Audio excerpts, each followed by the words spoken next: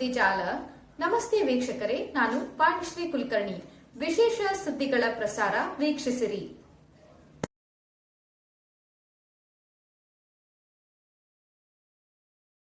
AI ನಿಯಂತ್ರಣಕ್ಕೆ ವ್ಯವಸ್ಥೆ, ಮೋದಿ ಪ್ರತಿಪಾದನೆ. ಮೌಲ್ಯಗಳನ್ನು ಎತ್ತಿ ಹಿಡಿಯುವ ಮತ್ತು ಅಪಾಯಗಳನ್ನು ತಡೆಯುವ ನಿಟ್ಟಿನಲ್ಲಿ ಕೃತಕ ಬುದ್ಧಿಮತ್ತೆ ಎಐಯ ನಿರ್ವಹಣಾ ವ್ಯವಸ್ಥೆ ಮತ್ತು ಮಾನದಂಡಗಳನ್ನು ರಚಿಸಲು ಜಾಗತಿಕ ಮಟ್ಟದಲ್ಲಿ ಎಲ್ಲರೂ ಒಟ್ಟಾಗಿ ಪ್ರಯತ್ನಿಸಬೇಕು ಎಂದು ಪ್ರಧಾನಿ ನರೇಂದ್ರ ಮೋದಿ ಮಂಗಳವಾರ ಪ್ರತಿಪಾದಿಸಿದ್ದಾರೆ.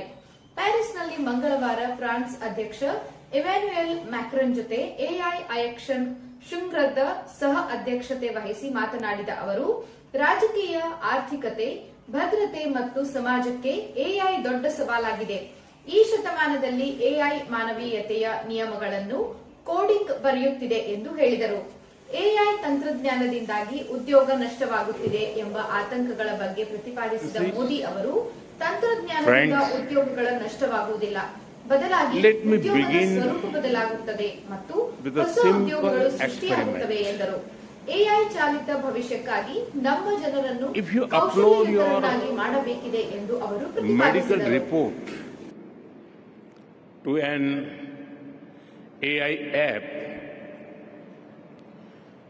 It can explain in simple language,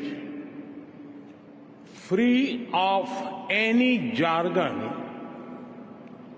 what it means for your health. But if you ask the same app to draw an image of someone writing. Invest Karnataka 2025 ಉದ್ಘಾಟಿಸಿದ ರಕ್ಷಣಾ ಸಚಿವ ರಾಜನಾಥ್ ಸಿಂಗ್ ಬೆಂಗಳೂರಿನ ಅರಮನೆ ಮೈದಾನದಲ್ಲಿ ಮಂಗಳವಾರ ಇನ್ವೆಸ್ಟ್ ಕರ್ನಾಟಕ 2025 ಎಂಬ ಜಾಗತಿಕ ಹೂಡಿಕೆದಾರರ ಸಭೆಯನ್ನು ರಕ್ಷಣಾ ಸಚಿವ ರಾಜನಾಥ್ ಸಿಂಗ್ ಉದ್ಘಾಟಿಸಿದರು.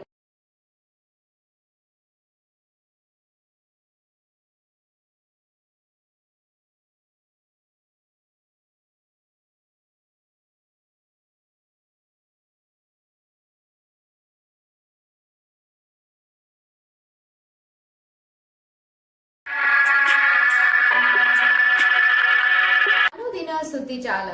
ನಮಸ್ತೆ ವೀಕ್ಷಕರೇ, ನಾನು ಪಾಂಡುಶ್ರೀ ಕುಲಕರ್ಣಿ. ವಿಶೇಷ ಸುದ್ದಿಗಳ ಪ್ರಸಾರ ವೀಕ್ಷಿಸಿರಿ.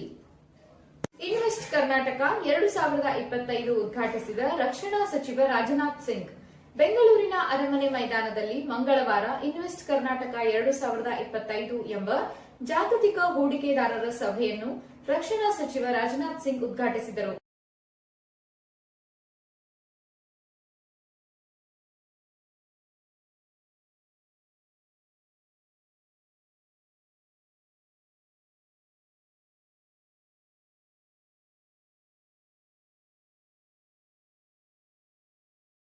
ಬಳಿಕ ಮಾತನಾಡಿ, ವಿಶ್ವ ದರ್ಜೆಯ ಮೂಲಸೌಕರ್ಯ ಮತ್ತು ಕಾರ್ಯ ಪರಿಸರ ಹೊಂದಿರುವ ಕರ್ನಾಟಕವು ಬಂಡವಾಳ ಹೂಡಿಕೆಗೆ ಹೇಳಿ ಮಾಡಿಸಿದ ರಾಜ್ಯವಾಗಿದೆ.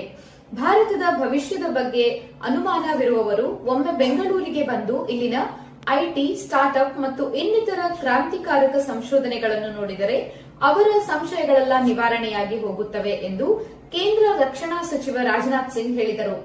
ದೇಶದ ತಂತ್ರಜ್ಞಾನ ರಾಜಧಾನಿಯಾಗಿರುವ ಬೆಂಗಳೂರು ವೈಮಾಂತರಿಕ್ಷ, ಕೃತಕ ಬುದ್ಧಿಮತ್ತೆ, ಪ್ರತಿಭೆ ಮತ್ತು ಯುವಜನರ ಆಗರವಾಗಿದೆ. ಇಲ್ಲಿರುವ ಶಕ್ತಿ, ಮಹತ್ವಾಕಾಂಕ್ಷೆ ಮತ್ತು ಇಲ್ಲಿ ನಡೆಯುತ್ತಿರುವ ನಿರ್ಣಾಯಕ ಕೆಲಸಗಳು ದೇಶವನ್ನು ಎತ್ತರಕ್ಕೆ ಕೊಂಡೊಯ್ಯುತ್ತಿವೆ. ಇಲ್ಲಿಂದ ಸದ್ಯದಲ್ಲೇ ಕೃತಕ ಬುದ್ಧಿಮತ್ತೆ ಕ್ಷೇತ್ರದ ಪ್ರಪ್ರಥಮ ಮಾದರಿ ಕೂಡ ಹೊರಬರಲಿದೆ ಎಂದು ವಿಶ್ವಾಸ ವ್ಯಕ್ತಪಡಿಸಿದರು. ಈ ಸಂದರ್ಭದಲ್ಲಿ ಮುಖ್ಯಮಂತ್ರಿ ಸಿದ್ದರಾಮಯ್ಯ, ಉಪಮುಖ್ಯಮಂತ್ರಿ ಡಿಕೆ ಶಿವಕುಮಾರ್, ಕರ್ನಾಟಕ ಬೃಹತ್ ಮತ್ತು ಮಧ್ಯಮ ಕೈಗಾರಿಕಾ ಸಚಿವ ಎಂಬಿ ಪಾಟೀಲ್, ಕೇಂದ್ರ ಆಹಾರ ಮತ್ತು ನಾಗರಿಕ ಸರಬರಾಜು ಸಚಿವ ಪ್ರಹ್ಲಾದ್ ಜೋಶಿ ಮತ್ತು ಕರ್ನಾಟಕ ಮುಖ್ಯ ಕಾರ್ಯದರ್ಶಿ ಶಾಲಿನಿ ರಜನೀಶ್ ಸೇರಿದಂತೆ ಹಲವರು ಉಪಸ್ಥಿತರಿದ್ದರು. ದೇಶದ ಆರ್ಥಿಕತೆಯ ಪರಿವರ್ತನೆಯಲ್ಲಿ ಕರ್ನಾಟಕ ಮುಂಚೂಣಿಯಲ್ಲಿ.